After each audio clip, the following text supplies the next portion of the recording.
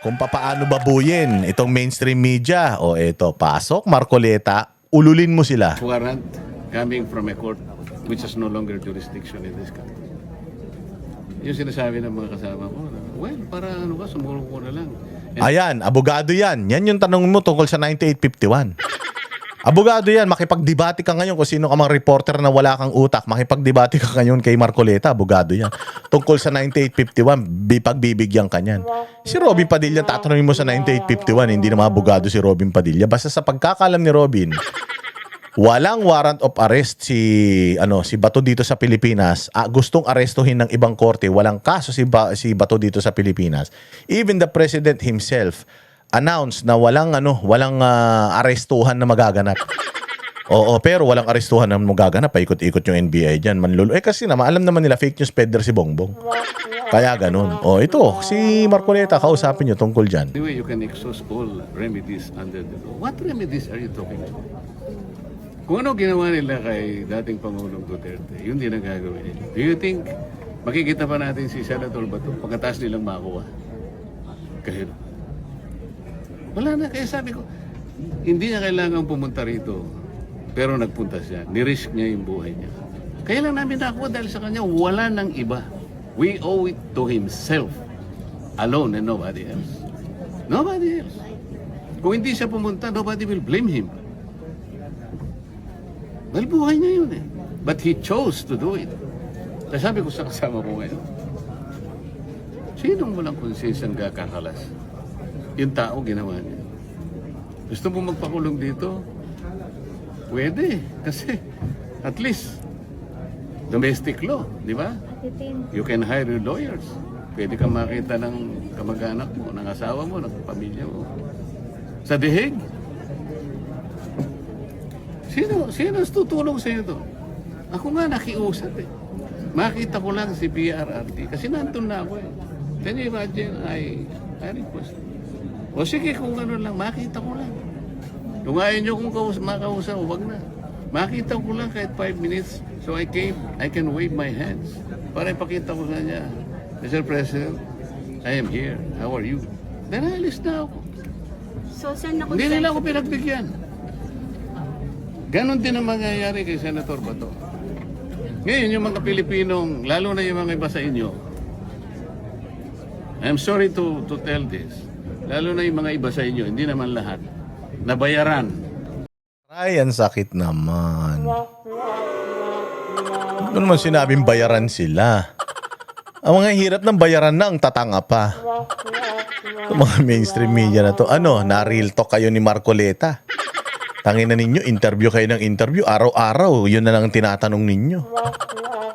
Ilang beses na ipinangaliwanag sa inyo, abogado yan. Ilang beses na pinaliwanag sa inyo, okay lang na makulong dito sa bansa mo kasi pwede ka mag-hire ng Pilipinong abogado, makakabisita yung pamilya mo, pero yung doon ka sa ibang bansa, anak ng tinapay, hindi pwede yan.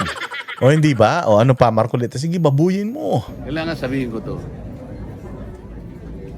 Akala nila yung warrant of arrest can be enforced. Wala na tayo membership sa ICC, sa Rome Statute. Without the treaty, what will be the legal basis of a warrant of arrest? You tell me. Wag kayo na... Di kayo makasagot kasi abogado. Yan saan yung nagtatali-talinuhan na RA 9851, RA 9851. Pag pinas-recite po sa kanya, anong laman ng 9851? Hindi niya alam. Tangina, magsasite ka ng batas, hindi mo alam. Inutil. Ngayon, tinatanong kayo, anong legal basis? Di kayo makasagot. Kasi mapapahiya kayo. Tangina, abogado yan eh. Masyado nyo minamaliit si Robin Padilla. Ano sabi ni Robin Padilla? Pabayaan nyo na sa mga abogado yan. Ayan, may abogado, itanong nyo, mga ulul. Sabi ni Robin, bayaan nyo na sa mga abogado yan. Usaping batas, RA na yan. Bayaan nyo na yun sa kanila. Huwag mo nang panghimasukan yan. Magtanong ka nga lang, tanga ka na eh. Tapos isa-cite mo pa yung batas na hindi mo naman naiintindihan. Papapaniwala doon sa mga din, mga abogadong nagsasalita ng salita, nililin lang nila kayo eh. Anong pinaglapalagi lang sinasabi? Paikot-ikot sila sa Section 17 of Republic Act 1951. Bali-baligtarin nyo doon. Sinasabi niya lahat. Gagawin mo lang, isurrender mo or blah blah blah in accordance with extradition laws and treaties. In accordance with extradition laws and treaties. O yun, yung nag-iisang section, section 17. Ang sinasite lang nila doon na pwede nating ipadala doon. Walang sinabi doon na you can send him there without due process. You can send him there. Ultimo sa Rome Statute nakalagay doon eh. Nakalagay mismo sa Rome Statute yung batas na sinusunod nila diyan sa ICC. Nakalagay doon na kailangan merong local judicial authority. Merong intervention ng local judicial authority. O nakalagay yun doon, sinusunod ba nila? Hindi. Naka-base lang sila doon sa it's the government's prerogative if they want to send him there, they can send him there. Pero pag binasa mo doon ng kumpleto yun, nakalagay doon yun, extradition laws. Oo, kailangan dumaan sa extradition law ng local host ng bansa. Yan. Meron tayong extradition. Sa sobrang pinag-uusapan nga nito, nagiging expert na ako dito kahit di ko naman alam to. Oh, itong mga reporter na to, mga sarado, mga utak, paano? Asa na lang sa minimum wage? Inang yan. Law? Wala. Meron tayong treaty? Wala. Anong basis ng warrant of arrest? As simple as that. Is there an automatic domestic instrument that will bind our country with that of ICC? You tell me. Senator, sabi po ng OSD, di ba, enforceable naman. Halika dito, hindi kita nakikita. Sen, after nung what happened on Wednesday, sa tingin mo na solidify lalo yung majority? Na-solidify yung samahan ng after 13. nung what At happened nakonsensya on ba si Senator Miken? I Nagbago ng don't posisyon? know. Sinabi ko lang yun because yun ang totoo eh. Sabi ko nga, ito lamang ang takeover na walang blessing sa Malacanang. Lahat ng takeover may blessing. Pero ito, hindi nila alam to. Ang tao nagbuwis ng buhay. Yun ang importante. Buhay niya yun. So, Paano mo i-disregard yun? Papanis? Meron pa kayo sinasabi. Yung sabi ni Solicitor General, tangin na mo, ako na nga nagsasabi. Kung sinasabi ni Solicitor General, puntahan mo siya, gusto mo mag-dinner kayong dalawa. Naniniwala ka pala dun eh, hindi dun ka magtanong. Tapos yun yung i-report mo, ba't ako tinatanong mo? Hindi nga ako naniniwala dun. Sinasabi ko na nga, ito, sinasite ko nga, wala kayong masagot sa akin, tapos sasabihin mo, sabi ni Solicitor General, papuntahin mo rito Solicitor General, mag-usap kami. Oh, until then, sinabi ko na ito yung stand ko. Anong pakialam ko kay Solicitor General kung anong stand niya? Taga-gobyerno yan. Natural, pagtatanggol niyan yung gobyerno nagpapalamon sa kanya. Solicitor, pinapaliwanag na nga sa inyo, tatangan nyo talagang mainstream media kayo.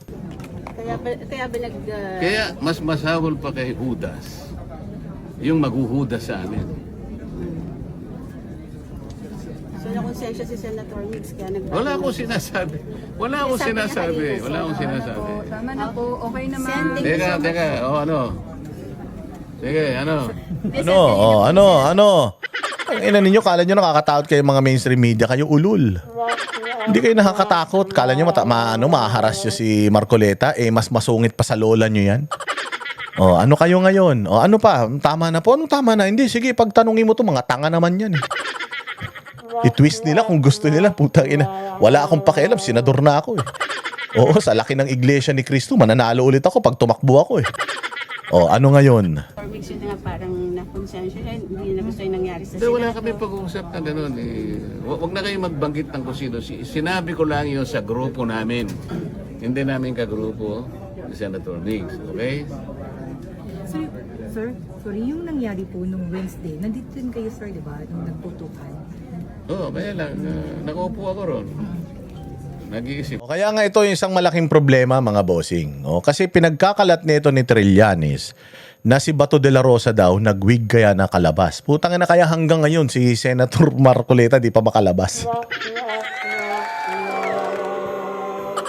Hindi ba makalabas kasi lahat daw ng may wig chinecheck. Nakawig to si Senator Marcoleta, walang hiya kayo. Buti pa daw si Bato de la Rosa nakawig kaya lumabas. Lahat ng nakawig, check upin. Tangin na, yari kayo ngayon kay Marcoleta. Pag pinatanggal niyo yung wig niyan, lagot kayo, didemanda kayo niyan. Bakit kaya nangyari? Nalulungkot ako. Sabi ko, bakit kaya nangyari sa bansa namin ito? Pagkatapos, sari-sari, kami raw ang nag-instigate. Kayo ba na, sino ba ang gaano kayaman ang imagination ng isang tao na kami gagawa, no? Nagko-caucus kami, in-extend namin ang caucus dahil ang sabi nila darating, tumawag ang House of Representatives. Totoo naman na diniliver nila, sinabit nila yung articles of impeachment. So habang nagbi-briefing kami, hindi pa kami gaano nakakalahati. Bigla nga putukan na ganito. Diyos ko ka. Natakot din kayo. Hindi ako natakot, nalungkot ako para sa aking bansa. Kailangan bang mangyari? Why? Sir, was the Senate really under attack during that time? What do you think? Kailangan pang nandun yung mga elemento na yon? Bobo talaga. Alam mo kasi, Senator Marcoleta, pag bayaan mo na dahil nakikinig man kay ano yan, nakikinig naman kay Claire Castro yung mga reporter na yan, bobo nga yan. Parang si Claire Castro, bobo din eh. Do you think they're under attack? Hindi. Hindi under attack yun. Utangin na, buti sana kung sila Mickey Mouse ang nakita mo sila Jollibee. Party yun pagka ganun. Pero, inan yan. Pumunta dyan, hindi imbitado. May mga dalang baril. Anong tawag mo doon? Ano yun? Nagkataon lang? Tatanungin ko nga kayo. Ngayon nawala na si Senator Bato de la Rosa dyan. May mga NBA pa ba dyan? Wala. Mahina di si Matibag eh. Kung ako kay Matibag, nagpapunta ulit ako ng NBA doon eh. Oh, ba't may NBA na naman dito? Eh hindi nga, nagre-request nga si GSI is. Kaya kahit wala si Bato de la Rosa dyan, naglagay kami ng tao dyan. O di sana consistent. Eh hindi, nung wala na si Bato, wala na rin sila eh. O di masama yung hangarin nila. Meron talagang pambubudol na nagaganap. Sinasabi ni Bongbong Marcos, walang arestuhan, tapos nandiyan dyan yung NBI, mga aresto. Ano yun? Eh di tinatarantado tayo ng gobyerno. Tanungin ko kayo ulit, kayo mga media na nandiyan dyan. Wala walang NBI, di ba? Di sana tinanong niyo si Matibag, hello, Sir Matibag, hello po. Ba't wala pong NBI ngayon dito? Ilang araw na kayo nandito, hindi naman kayo imbitado, punta kayo ng punta. Ba't ngayon wala? Tanongin niyo si Matibag, ano sasagot na naman ni Matibag na kasinungalingan? Mahina kayo eh. Kung ako nandiyan dyan, sabi ko nga sa inyo, Senator Marcoleta, ngayon ba may mga nakikita pa kayong NBI dito? Wala na. Di ba? Tangina ninyo mga bobo. At sasabi, meron daw, may kinukuha susi daw yung ganito. Kung mayroong problema, bakit hindi ang National Police ang tawagin? Bakit ang BI? Unang-una, anong ginagawa ni Trillanes? Bakit siya magsaset? Palagay mo may warrant of arrest. Palagay mo lang. Why is Trillanes the one serving the warrant of arrest? Did you ever ask him? Wala na. Nanonood ako sa inyo. Wala man lang nagtanong sa inyo eh. Sir, ano ba bang authority niyo? Bakit kayo po yung nagsaserve? Gandang tanong niyan. Napakagandang tanong. Ano ba ang papel ni Trillanes? Bakit siya ang nag-i-issue? Hindi naman siya sheriff ng ICC. Hindi naman siya sheriff ng ICC. Bakit siya nagsaserve? Tinanong niyo ba? Sabi niya kasi hinamon daw siya eh. Hinamon daw siya ni Bato de la Rosa kaya nandoon siya. Kung ako NBI, hindi ka pwede. Dahil lang hinamon ka, pupunta ka ron, makikialam ka sa operation namin, hindi ka naman taga-NBI. Hindi dapat yun. Dapat hindi pinayagan ni Matibag yun. Pero kasama yun sa optics nila. Para magkunyari si Bato de la Rosa, maging takot, bakla, nek-nek nyo. Walang maniniwala na hindi palaban at hindi matapang si Bato de la Rosa kung alam ninyo yung dinaanan ng karir niyan. At kung alam ninyo kung sino-sino ang mga sinagupa niyan sa totoong buhay. Hindi kayo magtatanong, hindi nyo tatanungin yung pagiging lalaki ni Bato de la Rosa. Yan ba si Trillanes? Ano ba yan? Ano ba nagawa niyan sa mundo bukod sa natalo yan sa eleksyon? At saka nanira ng gobyerno. Hinamon nga ng barilan ni Robin Padilla yan. Pumunta si Robin Padilla doon sa lugar kung saan niya hinamon si Trillanes. Di nga nagpakita yan eh. Kaya matapang si Trillanes nung hinamon siya ni Robin ng barilan, di sana nagpunta siya. Di ba hindi? Kasi bakla, gusto nilang palabasin na si Bato de la Rosa, baboyin yung pagkatao ni Bato. Alam naman ng mga Pilipino eh. Kung sinasabi ni Trillanes na takot si Bato sa kanya, takot pala sa'yo si Bato, paano papatayan na napakaraming Pilipino? Hindi kayo marunong gumawa ng istoryang matibay. Kung ako ang ano ninyo, ginawa ninyong director, putang ina, baka mag-best actor kayo. Magaling akong gumawa ng istorya. Oo, hindi ba? Kita nyo, isang oras na tayo nag-uusap, wala man script yan. Di nyo kami kaya. Ayaw, may mainstream media kayo, wala kayo, X kayo. Kailangan nyo ng script, kami, di namin kailangan ng script. Oh, kasi daw, hinamon daw siya. O, ano sagot dito ni Marcoleta? Ito pa rin. Palagay mo lang. Why is Trillanes the one serving the warrant of arrest? Did you ever ask him? Wala na. Nanonood ako sa inyo. Wala man lang nagtanong sa inyo eh. Sir, ano ba bang authority niyo? Ba't kayo po yung nagsaserve? Did you ever ask him? Wala. Tinanong naman, sir. Oh, ano sagot niya? Sagot niya, nandito daw siya kasi in answer to, ano daw po yun, sabi, challenge daw kasi ni Senator Bato. Pag sinabi ni Senator Bato na kumain siya ng tayo, kakain siya ng tayo? Thank you. Ay! Oh, di ba? Ganyan ang matatalino. Oh, may sense of humor. Eh kasi po, sabi daw po, china-challenge daw po siya, kaya nandoon siya. Oh, so sinabi ni Bato na kumain ka ng tae habang inaano mo sa akin yung ano na yan. Habang sinaserve mo sa akin yung warrant of arrest na yan, gagawin niya ba? Panis! Drop the mic. Pong! Ganun, no? Galing talaga ni Marcoleta. Palakpakan natin. Oh, ano? Wala na. Sabay alis na siya. Oh, pahiya. Tingnan nyo kung gaano ini-interview ng media si Marcoleta. Oh, magalang. Medyo, opo, mahinahon. Pero pag si Robin Padilla, minamalit kasi nila si Robin, kaya nila minamak ng mga ganung tanong. Di ba ginaganon pa sila nung secretary ng Senate. Gusto ko maingay. Kasi nga, akala nila si Senator Robin. Anong ginawa ni Robin sa kanila? Wala, lang. Bahala na kayo. Bahala na yung mga abogado. Wala akong alam dyan. Bahala na yung investigasyon. O, di ba? Wala na kayo reputasyon. Yan ang panatero, walang inuurungan. Pag